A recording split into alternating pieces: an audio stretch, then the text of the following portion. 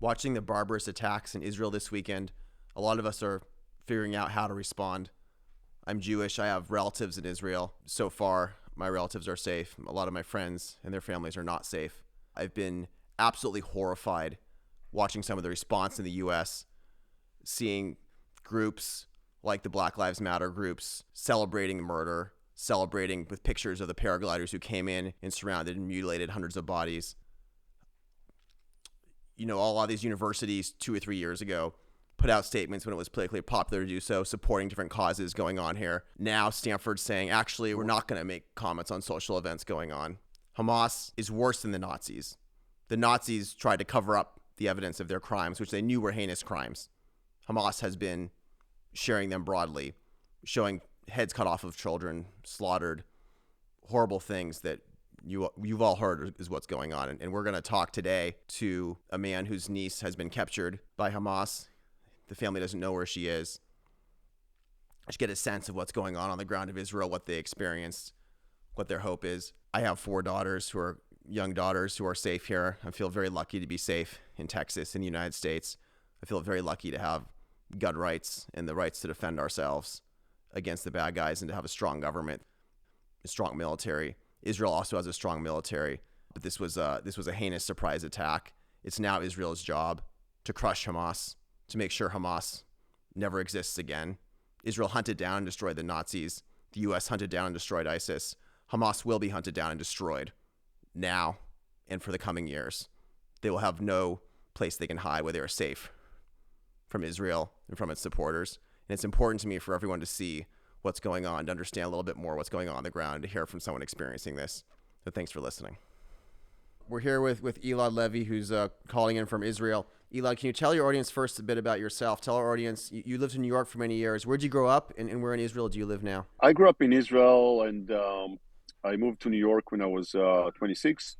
I went to school. I went to Columbia University and and then worked in investment banking for a few more years. Then we moved back some 10 years ago, and now we live in the center of Israel in one of the suburbs of Tel Aviv. And so let's go back to Saturday morning. It was the end of the 7-day festival of Sukkot, Shabbat morning. Where were you when the attack started? And tell us about what you experienced that day when you learned that your niece was under attack and had gone missing. We were at home. We were sleeping. It was 6:30 a.m., so we were all asleep. And, we heard the siren through our night, like sometimes it happens. And it's kind of like in your dream, and it's not, is it real? Is it not real? Took us 5 seconds to understand that this is real. And then the entire house was on a flight mode and checking, taking the kids in, bringing them, making sure everybody is ready. We are, I would say, I consider it lucky in Israel because we have 1 minute since the siren until the bombs actually fall. So making sure we bring the kids and then also bringing in the dog. And so that caught us by surprise. And it came because usually when there are these rockets, you have a tension, or there is sometimes events that are, before that. So you kind of like you feel the tension rise up, and this just came out of nowhere. This was a surprise attack out of nowhere, a bunch of rockets. Yeah. Complete surprise. Sometimes, it's always a surprise, definitely from the personal point of view, but sometimes you do understand that the situation is very tight. There are some exchanges, and then, but here there was nothing. After we left the safe room, which is secure for us to go out in our area, it's very area specific. So, we went straight to the TV to see what's going on.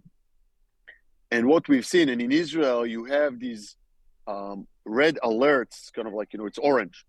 Notices where the rockets are falling, like, by area and the city or town name. And the screen was just full. And it didn't stop. It was really something that we never seen before. And I'm looking at that really 5-10 minutes, something very weird is going on. Half an hour later, maybe an hour later, we started to see videos of terrorists, Hamas terrorists in the street of the Israeli towns. So this was something that's very alarming. And we spent most of the time in front of the TV, just going on, checking on Twitter, checking on updates, checking on any other So you were platform. not in a town where the terrorists were. You were more north. Yeah, we're not. We're in the center of Israel. So yes, yes, yes. We're not in the. And we know, and we all know that our niece Roni, that she's the Gaza border. She went back to her post a week before. We had a full dinner with her, and it was nice. So we asked her mother, what's going on. And around 9:30, she texted her mom, and she said, very simple, "Hi, mom. I'm okay. I'm busy, and I love you." And that's it. So that's the last time we heard from Roni.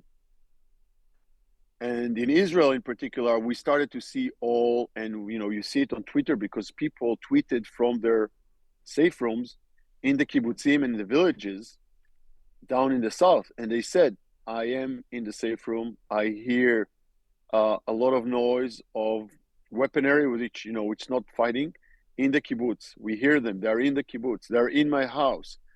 Stuff like that, and you see it, and you become like, "All right, where is the military? Where is what's going on?" And by the hour, by the half an hour, you find out what's going on is a massacre, and it's slaughtering, and so that's kind of like what our feeling. We started to feel worry about Roni at around, let's say, 3 or 4 o'clock, after we didn't hear from her for a long time. Was she with a unit, with a group of people? Like, what was she doing on the border? What do we know? So she was like in the communication center of her base. What we know that this base was attacked at around 7 a.m. So the time that she sent the text message to her mom, she was under attack. And the room that she was, the communication room, is a safe room by itself. So the Hamas terrorists could not get in. And what they've done at around 10:30 or 11, we're not sure about the right timeline, could be later, they just started to burn everything. And they knew there were 8 females there, same as Roni, teenagers, right? They're 19 years old, living in this, communication room.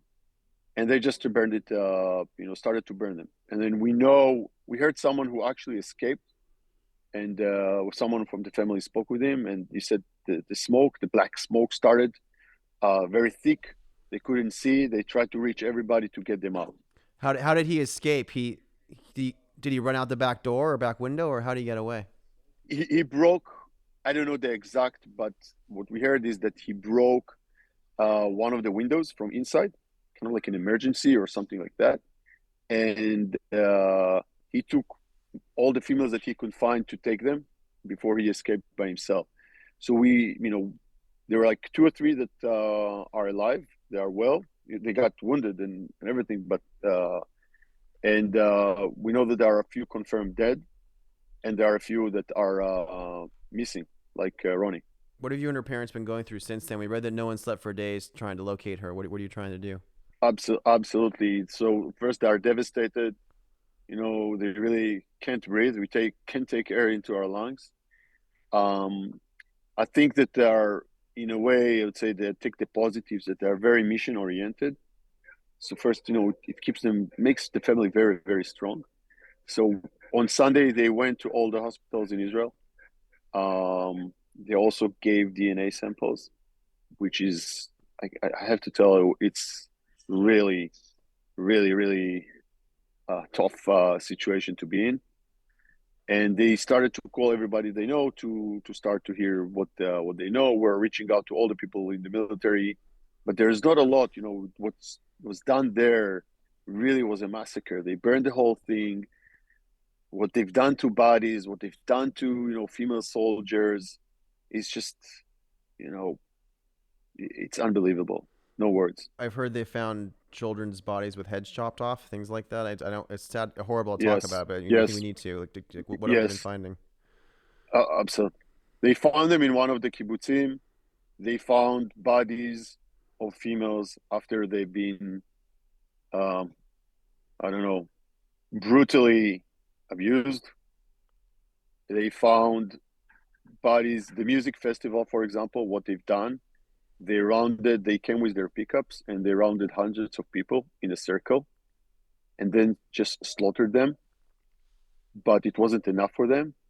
They shoot all the bodies so badly. So many bodies today, we cannot recognize them because of the damages that they've done to the bodies. They found bodies that with limbs that are cut off. I've seen one video when they burned a young lady. I think she's a teenager, alive, and she's screaming on the road or on the surface, and they're just around her taking photos with their iPhones or whatever.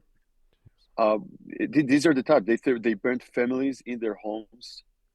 They burned, I can't even go any further, but this was a genocide.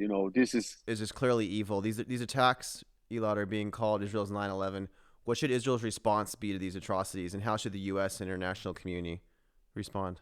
I think the Israeli response should be very clear.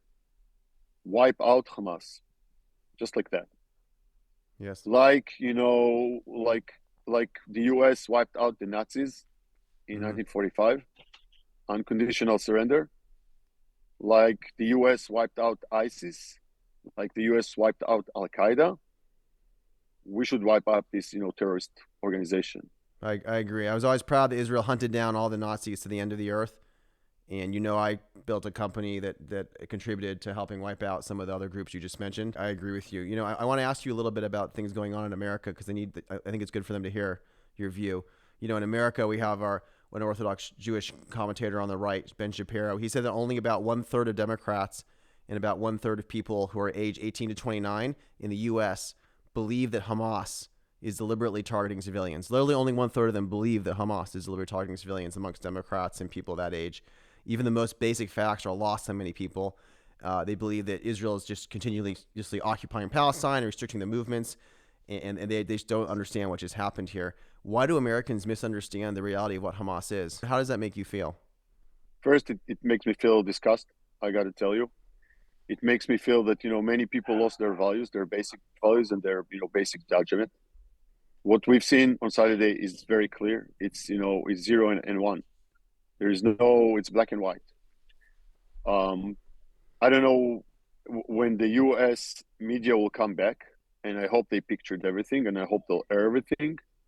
They will tell the story because there are villages that have been wiped out. They've been doing there, and they're, I can't even understand, why people would say so. I think what we've seen on Saturday wasn't any military action or even a political, a military action with a political aim. There is no aim. The only purpose, there is one purpose and one purpose only, to kill and slaughter other people. And there is one other angle to that. Among the people that were murdered and the people that they kidnapped, there are many internationals, right? There are so many internationals which they butchered and took as, as hostage. Why are they doing that? What is the political, aim here? No, they were just came there to kill, slaughter people. Even the emergency medical vehicles driven by Arabs, where the guys driving the vehicles to try to save lives, were killed. I want to do a couple more in the U.S. just to get your thoughts. One of the ones that really shocked me, even though I've always thought the Black Lives Matter groups in the U.S. were Marxists and were bad, but they actually put out a picture of the paragliders saying we support Hamas in Palestine from the Black Lives Matter groups in the U.S. and many corporations have sponsored these groups. And a lot of us warn them that these groups are Marxists and they're not representative of the black people in the U.S. And it's very interesting and very sad seeing these radical, people at universities, at these institutions, like basically support this slaughter. Do you think they know what they're doing? What's going on here? A lot of us are confused how these groups could possibly put a picture of the hang gliders, up. It's just disgusting to me. Do people in Israel see this? What do they think about that? I think people of Israel don't see that. But this is why I'm doing that, because I see that. I speak to Americans, and this is why I'm trying to get to all the corners of America that I can. I do think that most of these people, most of the people from Black Lives Matters and all the other organizations are just being naive and being led and not using their own judgment. I think that whoever says at this day I support Hamas in Palestine he says, I support the Nazis. And if you remember, even in the 1940s, there were people that in the beginning called to make peace with the Nazis. You had Chamberlain, you had Churchill. This is the time people need to decide. It's like you can't just, be in between. You're Chamberlain or Churchill, because this is going to come back to you. Hamas, they don't care about Americans. They don't care about anybody. They are terrorists. This is ISIS. They killed Americans. They killed Argentinians, Italians. They killed Thais, Filipinos, were from all over the world. They massacred them. They slaughtered them as much as they. Same thing as they done to the Israelis. So I don't know. And for all the Black Lives Matter, which I personally understand what they're doing, I can tell one thing: our collective feeling right now, I can't breathe. I can't breathe. I can't feel my lungs air these days, and it's a week. And we all feel since Saturday, through the personal experience and through the national, we can't breathe. People in Israel cannot breathe these days. I can't imagine. I have 4 daughters. I can't imagine what this would be like. Mm-hmm. I want to ask briefly, a lot of us were surprised that there weren't more guns at the private homes in Israel. In America, this is a big issue. A third of us own guns. In Israel, only 2% are allowed to own. And I think they're changing the laws now. Is this something where more Israelis are going to buy guns and defend themselves? Is that something people are talking about at all? I think it will change. Look, we had people there had guns, but the amount of people that they faced was just overwhelming. I can tell personally, a few months ago I was thinking about that, but I didn't do it because of, why should I own a gun? But this is something I'm going to do, I don't know, in the next few weeks. Yeah, well, we all have them here. As we close, what changes would you hope will come out of this? Do you think the world will finally see Hamas for what they are? And is Israel going to just eliminate them? And we hope to teach the world why this is necessary? Like, what's going to be the change here? Yes. I think we'll have to work very hard to convince the world. I think on the elimination of Hamas, I think Israel at that point couldn't care less about, what the world says. I can't tell you how much we appreciate of President Biden's speech. I can tell that personally I cried, and I can tell that 9 million other Israelis cried. It was so, I can't even tell you the feeling that we had. And we know that America will stand behind us, even with the crazy Democrats or the crazy Republicans, or just the crazy, America will support us. So, we're very thankful for that. And I think that one thing is that Hamas in Gaza should be demolished, should be eliminated. I agree. I agree. And, people are starting to talk about human crisis in Gaza. And the only thing I can tell to these people that we can stop this crisis in 1 minute. 1 minute. If Hamas will go out from their tunnels and will surrender, the food, water, everything will flow into Gaza immediately. We'll take care of it.